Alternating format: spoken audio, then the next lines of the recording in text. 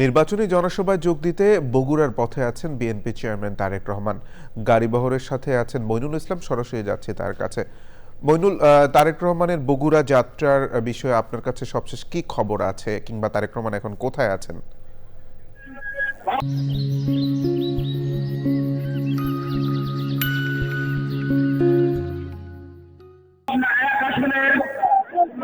সাতটি আসনে তিনি নির্বাচন অংশগ্রহণ করছেন।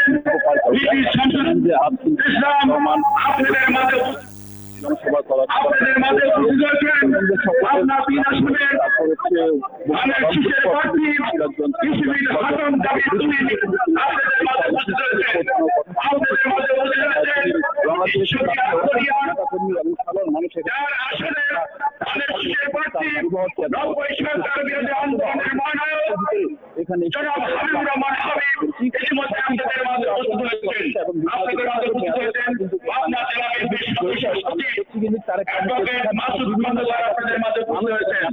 আপনাদের মাঝে উপস্থিত হয়েছেন পাবনা জেলা বিএনপির যুগ্ম আহ্বায়ক আব্দুস সালাম খান মন্টু। বিভিন্ন সবকিছু তারা তারেক রহমানের কাছে তুলে ধরবেন। সামনে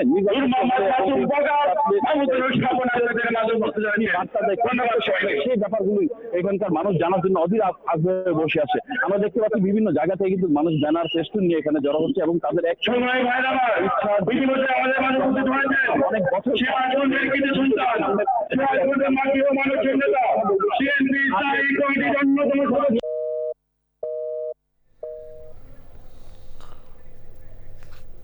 মইনুল, ধন্যবাদ। প্রিয় দর্শক, মইনুল সিরাজগঞ্জ থেকে আমাদের সঙ্গে যুক্ত হয়েছিলেন, তারেক রহমানের সিরাজগঞ্জের জনসভাকে ঘিরে তথ্য জানাচ্ছিলেন।